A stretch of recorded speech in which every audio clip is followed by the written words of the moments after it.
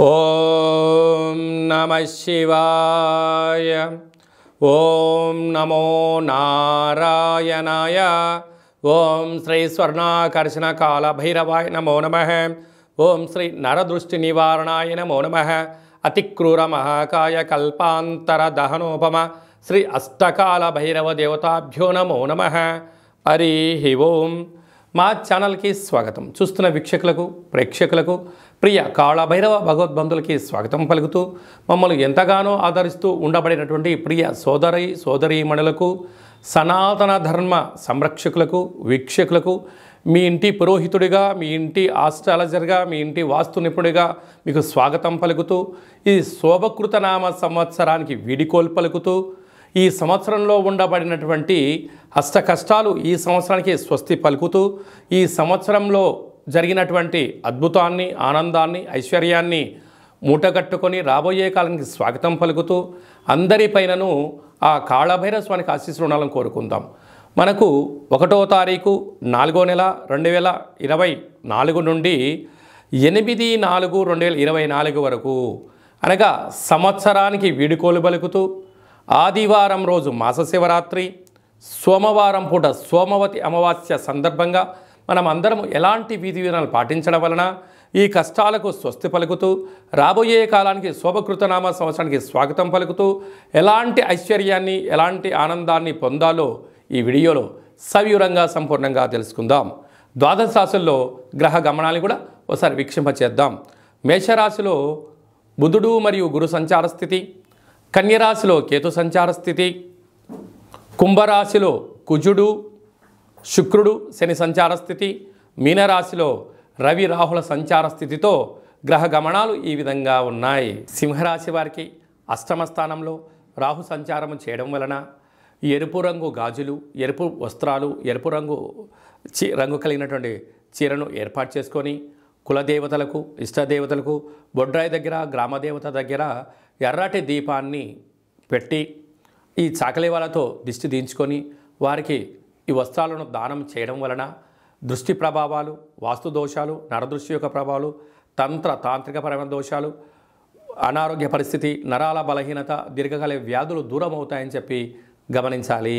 ఈ తెలుగు సంవత్సరాది చివరి మాస శివరాత్రి, సోమవారం అమావాస్య, సోమవతి అమావాస్య సందర్భంగా మనము ఈ సంవత్సరంలో ఉన్న కష్టాలను ఎలా స్వస్తి పలుకుతూ ఎలా స్వాగతం పలకాలి అన్నట్లయితే వీలైనంత వరకు గృహాన్నంతా శుద్ధి పెట్టుకొని వీలైతే పెయింట్స్ కానీ రంగులు కానీ వేయించేసుకొని నూతన వస్త్రాలను మనం ఏర్పాటు చేసుకోగలగాలి.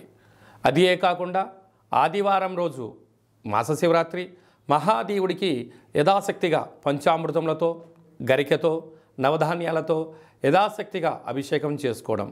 ఎందుకనగా మహాశివరాత్రి అంటే వచ్చేటువంటి మొట్టమొదటి మాస శివరాత్రి అవ్వడం, తెలుగు సంవత్సరాదిలో శోభకృతి నామ సంవత్సరంలో చివరి మాస శివరాత్రి అవ్వడం, అలాగనే చివరి అమావాస్య అవ్వడం.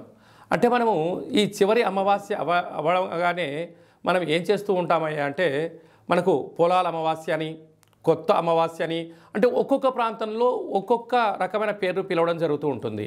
కనుక ఎవరి ఆశీస్సులు మనకు ఉండలేకపోయినా పితృదేవతల యొక్క ఆశీస్సులు మనకు శ్రీరామరక్ష, గ్రామ దేవతల యొక్క రక్ష మనకు శ్రీరామరక్షగా భావించగలగాలి. ఎందుకనగా ఒక ఇంటికో పెద్ద ఎలా ఉంటాడో ప్రతి గ్రామానికి గ్రామదేవత పెద్దమ్మ తల్లి ఉంటుంది. రాయలసీమ ప్రాంతంలోనేమో పోలేరమ్మని, ఎల్లమ్మని, పోచమ్మ అని చెప్పుకుంటూ ఉంటాం. అదే మనం ఆంధ్ర వైపు వచ్చామనుకోండి నూకాలమ్మని, పెద్ద పెద్ద కార్యక్రమాలు అమ్మవారికి జరుగుతూ ఉంటాయి. మనకు తెలంగాణ రాష్ట్రానికి వచ్చేటువంటి లోపల మైసమ్మని, నల్లపోచమ్మని, విశేషంగా బంగారు మైసమ్మ అని చెప్పి పెద్దమ్మ తల్లి అంటాడు. అంటే ప్రాంతం ఏదైనా భావము ఒక్కటే, అమ్మవారు సహస్రాది రూపాలలో ఉంటారు. కనుక అమావాస్య రోజున తెలుగు సంవత్సరానికి అమావాస్యకు వీడుకోలు పలుకుతూ ఈ సంవత్సరంలో జరిగినటువంటి ఆటంకాలంతనూ కూడా తొలగింపజేసే శక్తి ఈ యొక్క కొత్త అమావాస్య అంటారు. అంటే కొత్త సంవత్సరానికి మనం స్వాగతం పలకబోతూ పాత సంవత్సరానికి వీడుకోలు పలుకుతూ ఈ కొత్త అమావాస్య రోజు మనం ఏం చేయాలి అన్నట్లయితే గతించినటువంటి పెద్దవారి యొక్క స్మరణ, వారి పేరు పైన మనము పశువులకు కానీ బ్రాహ్మణులకు కానీ స్వయం పాకం దానం ఏర్పాటు చేయడం. రెండవది కులదేవతలు. ఇష్టదేవతలు, గ్రామ దేవతల యొక్క పూజ.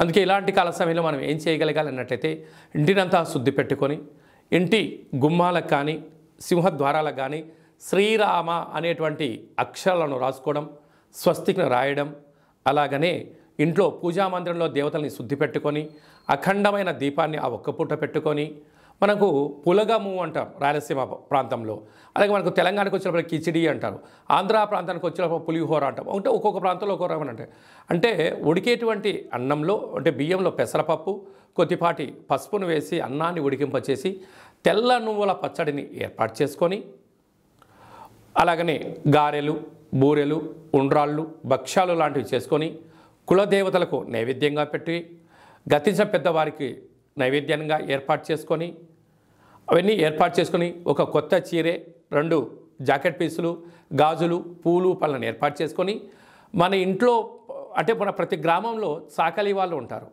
వారిని పిలిచి వారికి బొట్టు పెట్టి గాజులు పెట్టి వారి చేత మీరు ఇంటి యజమానులందరూ కూడా చీపిరి అనగా జాడ్ అంటే మనకు తెలంగాణ ప్రాంతంలో పొరక అంటారు ఒక్కో ప్రాంతంలో, వాటితో దిష్టి తీయించుకొని ఈ చాకలి వాళ్ళను ఇంటి ఆడపడుచుగా మనం భావిస్తాం కనుక ఈ వండినటువంటి పదార్థాన్ని వారికి నైవేద్యంగా పెట్టి వీరికి ఆడపిల్లగా మనకు ఆడపడుచుగా భావించి పెట్టడం వలన సాక్షాత్తుగా అమ్మవారి యొక్క రూపమే వారి భావించాలి కనుక వారికి ఆ రోజు వారి చేత ఇంటిలో దిష్టి తీయించుకోవడం, ఇంటిలో ఒక గుమ్మడికాయని పలగొట్టించడం, వారి చేత మనము ఆశీర్వచనం పొందడం, వారికి ఈ యొక్క స్వయం పాకాన్ని వండినటువంటి ఈ పులగాన్ని ఏర్పాటు చేయడం వలన వారే గ్రామ దేవతల రూపంగా భావించాలి.